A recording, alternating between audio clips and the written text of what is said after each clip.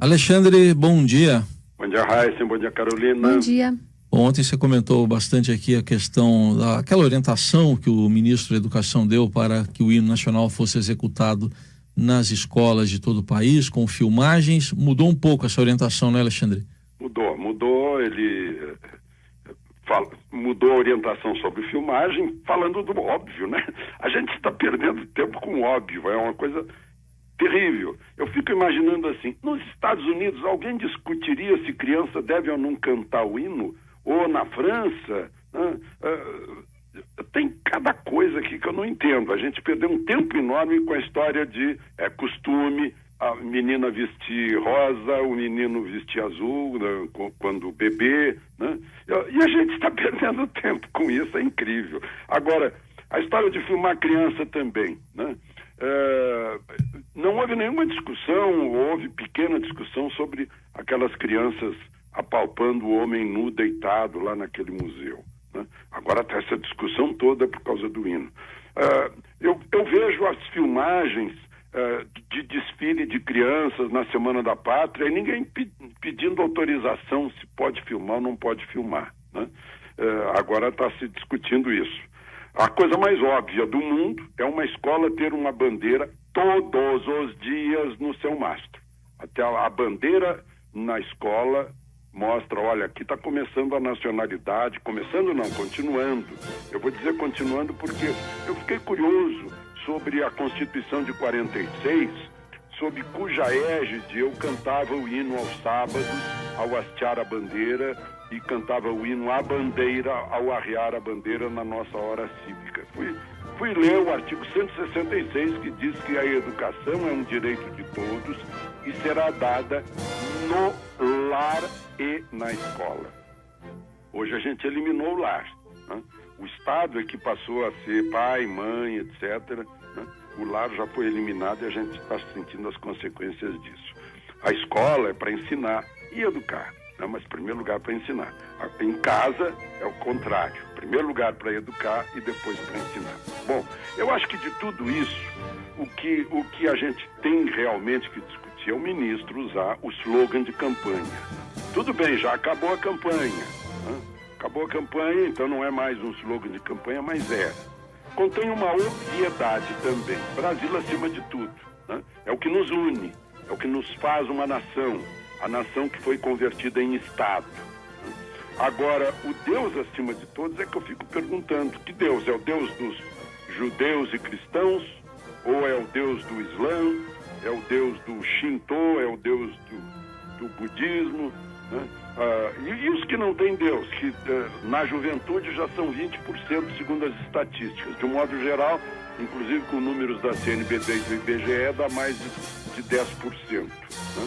Então, acho que essa mistura de Deus, acima de tudo, é uma tentativa de nos converter em teocracia, como é o Vaticano, como é o Irã. Eu acho que de tudo isso a gente precisa discutir isso. Não é o meu caso, eu não sou ateu, mas eu quero viver numa democracia e não numa teocracia, né? Não dá para misturar questões de Estado com questões de fé. Para mim, eu acho que esse é o ponto mais importante, de maior destaque dessa polêmica toda que começou com a mensagem do ministro da Educação. Ô Alexandre, só antes da gente mudar de assunto com a Carol aqui, essa história de filmar acabou dando ideia para outras coisas, viu? Tô vendo já um movimento aí do pessoal dizendo, então faz o seguinte, já tem o e-mail do Ministério, já tem o e-mail da SECOM, filma aí o problema da sua escola e manda para lá. Uma escola aqui da Zona Sul de São Paulo já colocou de fundo o hino nacional e começou a filmar goteira, carteira quebrada. Muito bom. Deu ideia. Muito bom. O muro caindo, o bandido entrando, traficante entrando, professor apanhando, bagunça na sala de aula, né? Até tem algumas coisas que já foram filmadas e percorreram as redes sociais, né? Aquela mulher entrando pelada numa sala de aula na universidade, se jogando no chão, fazendo trejeito. Eu acho que é uma boa solução. Filmar também hospitais, né? Mas isso já está circulando nas redes sociais, né? Graças às redes sociais, essas coisas imediatamente são divulgadas. E o direito de imagem com a rede social é um negócio que vai dar um trabalho enorme.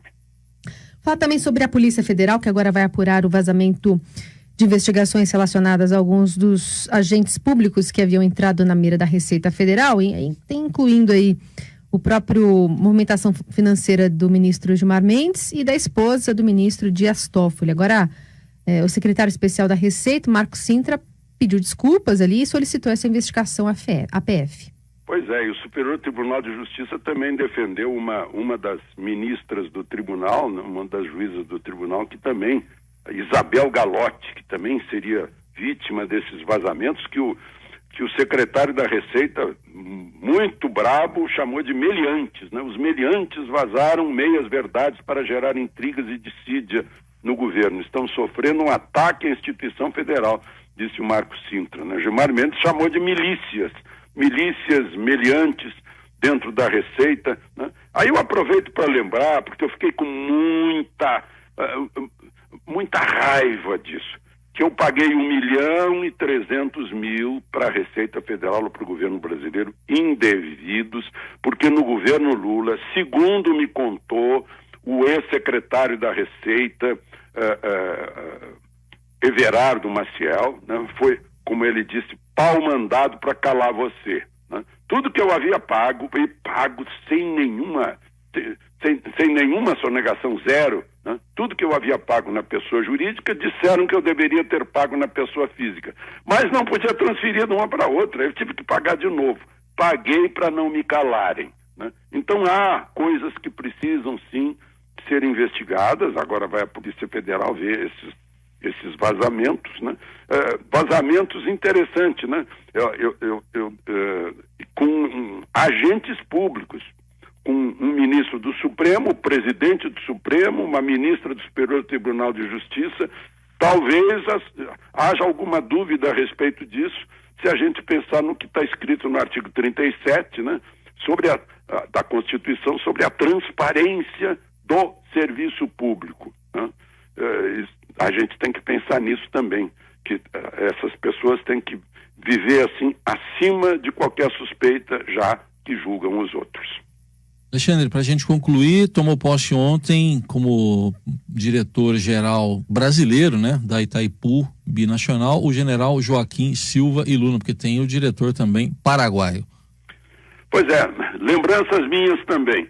Quando eu era correspondente do Jornal do Brasil na Argentina, o almirante Isaac Rojas, que era uma espécie de Golbery de lá, disse que Itaipu estava sendo construída para inundar Buenos Aires, né? Que seria uma arma à disposição do governo brasileiro em caso de guerra para inundar a capital da Argentina. E eu lembro ter ouvido as explicações no auditório da Assembleia Legislativa em Porto Alegre sobre a necessidade de Itaipu. E se tornou necessária mesmo, porque se não fosse Itaipu, nós estaríamos num apagão, né? Agora, o que está acontecendo lá em Itaipu é que o Paraguai recebe a metade da energia produzida, né? Mas consome só 15%. Então vende para o Brasil. O Brasil pagou no ano passado 360 milhões de dólares por essa energia.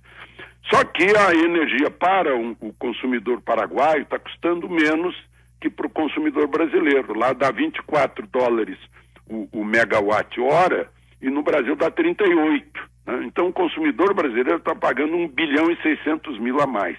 E a gente tem que acertar essa conta com o Paraguai. Dirão, puxa, mas é desproporcional. O consumidor maior, o mais poderoso, teria que pagar mais, menos. Pois é, esse é o argumento do Paraguai. Agora os novos diretores, o novo diretor brasileiro, o diretor-geral brasileiro, vai discutir com a sua contraparte paraguaia esse assunto e ele está prometendo resolver isso logo. Agora, salve Itaipu, que nos livra do apagão. Aí está... Oi? Não, e o Maduro, e o Marum continua lá, né? Ah, o Marum? É. Marum continua lá, ele foi nomeado, né, na saída do governo de Michel Temer. Pois é aquela história, né? Respeito ao governo Temer e tal. Bom, deve ser por enquanto, né? Suponho. Vamos ver. O general Silva Luna foi ministro da Defesa. Certa vez no Bom Dia Brasília eu disse que o ministro da Defesa, Raul Jungmann, tinha feito isso e aquilo. No mesmo dia eu entrei num avião para o Rio e veio um senhor lá da frente, por quem eu recém havia passado, me cumprimentou e disse: muito prazer, eu sou o ministro da Defesa e não me chamo Raul Jungmann. Achei incrível o modo em que ele me lembrou que eu havia cometido um erro. Aí Alexandre Garcia, que volta amanhã ao Jornal Dourado. Obrigado, até amanhã, Alexandre. Amanhã.